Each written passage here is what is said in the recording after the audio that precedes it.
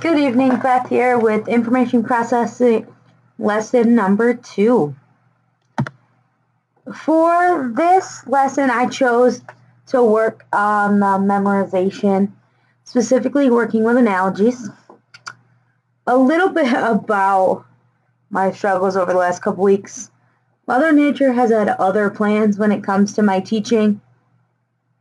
We've had school 3 days in the last 2 weeks due to weather events, including one that flooded about half of our building, but we're rolling with it. Little overview of the class that I chose. I chose my 8th grade science enrichment class again. It is an 8th grade elective and an 8 through 12 high school. I have 32 students with a wide range of abilities, from special education and developmentally delayed to above and beyond grade level. We're currently working with cell structures and cell parts. The purpose of this class is to bridge their 8th grade science class to their freshman science class. So we cover a wide range of topics, and cell structure is one of the main ones we hit on. A little overview of the lesson that I chose, since we are working with cell parts and functions. This is a new lesson for me. It's not something that I've done before.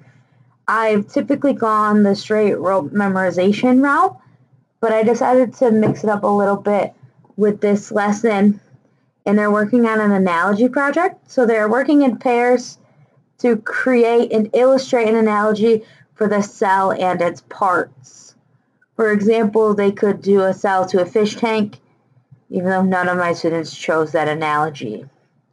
They had to work within their partnership to come up with their analogy, and they had to identify all of the cell parts and relate them back to that overall analogy.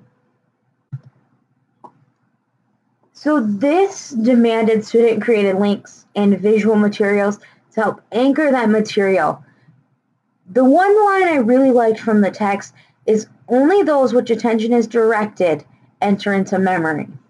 So I was hoping that this project would force students to direct some attention to those cell parts and hopefully integrate them more into their memory. And then through some additional activities, make it so they're able to recall them later. So this lesson was delayed due to missed school days. I had intended to do this lesson about a week and a half ago.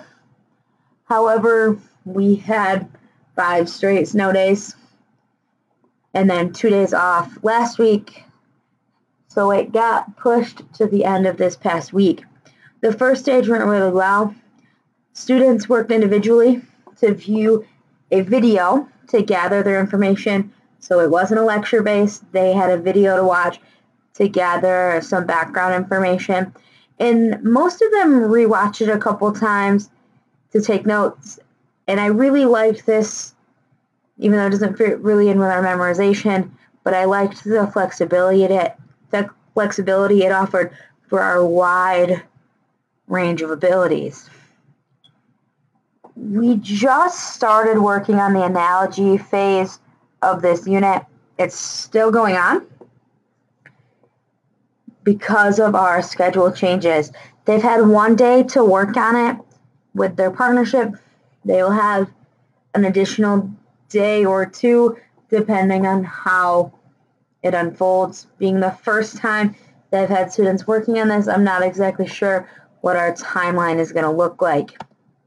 So far, so good. The students have selected different scenarios to build their analogies within.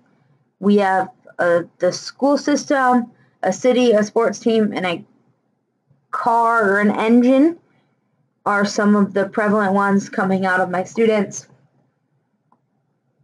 I really appreciate the different thought processes that have come forward and the approaches to this kind of project. Because it incorporated some different techniques tied to memorization, some groups started with the illustrations and figuring out all of the parts of whatever they were relating their analogy to, while others begin with the cell parts and trying to match them that way. And both have been successful, and I really appreciated how this project allowed that differentiation to occur without it feeling forced. And while they're not yet complete, I am happy with the results that I am seeing, and my students seem to be really engaged in this project, which is a big part to getting them to work with the material. The impacts this is going to have on my teaching, I would definitely use this approach again in my teaching and utilize analogies a little bit more in both this course that this lesson is occurring in along with the other courses I teach. I would continue to use this model and adapt it to fit other areas to encourage student-made connections. I feel like they're really important in the grand scheme of things and what we're working with. I did use a couple of photos that I gathered from lovely Google image searches, so there are those sources. Thanks. Have a great night.